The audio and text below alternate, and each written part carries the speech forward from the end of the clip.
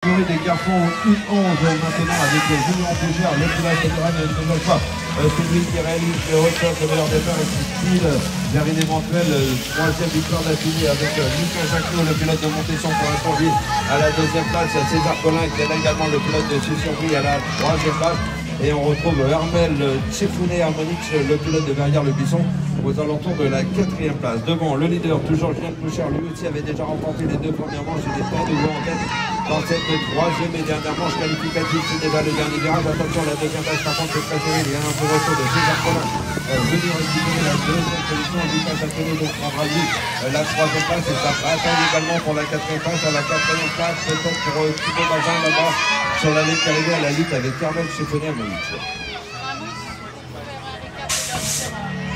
La série numéro 28 qui vient de s'élancer maintenant, toujours des garçons U11 et attention bien évidemment à Lenko Petcholi va faire la différence avant même d'aborder le premier virage. Allez Jojo, allez du premier virage avec la ensuite on retrouve Jean Barriou, le pilote de Saint-Nom la Bretagne. Il y a une belle attaque également là, de Timaï Rafini, le pilote de Rani qui a fait l'effort en deuxième ligne pour venir reprendre la deuxième place. Alors est-ce qu'il va pouvoir revenir sur les leaders? Là il y a un écart qui est quand même relativement conséquent.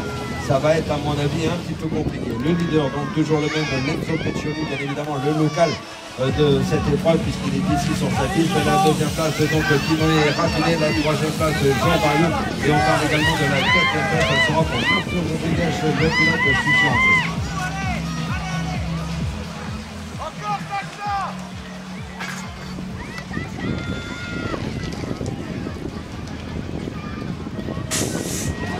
La série numéro 22 qui vient de se lancer de cette avec les garçons et avec mon pote Pablo Garrido, le pilote chrétien, lui aussi fait une très forte impression durant ces manches qualificatives. Il a remporté déjà les deux premières et le Brésil nouveau en tête de cette troisième et dernière manche. Martin Richer pour Sussurpris.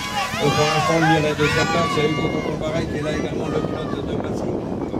Placé à la troisième place et ce juste devant Tommy Girard, le pilote d'Irani à la quatrième position. Devant donc ça ne bouge absolument pas, toujours Pablo Garrido, le pilote chrétien là qui devrait pouvoir s'imposer une troisième fois. Il arrive déjà dans le dernier virage, la dernière ligne. Pas de souci, Martin Richer à la deuxième place, il faut comparer à la troisième position. Et on revient donc la quatrième place pour Tommy Girard, le pilote d'Irani pour le club de Torcy. La série numéro 23 qui vient de s'élancer maintenant de ce toujours avec des garçons U11 bien évidemment sur la piste. Alors en toute première ligne droite, attention l'avantage de ce finalement le pilote de Gaudini qui a pris l'avantage, Corentin Logodin. Je le rappelle, il a dû chuter en première manche, il a ensuite gagné la deuxième, il est là pour l'instant lui à la deuxième position et peut-être en mesure de revenir sur les leaders. Le leader qui est toujours Enzo Durand, le pilote de Gaudini sur sa piste aujourd'hui. Corentin Logodin donc revient pour l'instant à la deuxième base, et qui attaque Corentin Logodin juste avant le dernier virage et qui reprend l'avantage et qui devrait s'imposer le troisième virage. On parle également de la suite de Ducasson, la troisième place, elle est pour Théo Diva, c'est pour le club de Bonjon et il a bouclé là encore également la quatrième place avec Paul Miguel Pérez.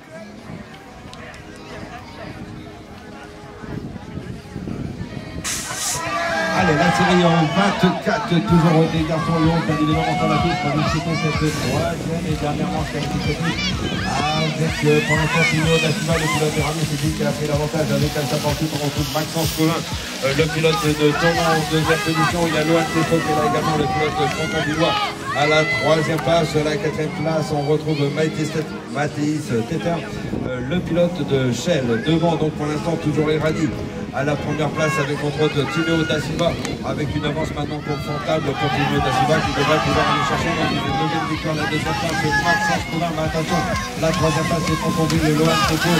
La quatrième place, il y a eu du changement à la quatrième place puisqu'elle revient maintenant à Mathias Lyon, le pilote de Coutinier, cinquième place pour Shell donc avec Patrice Teter.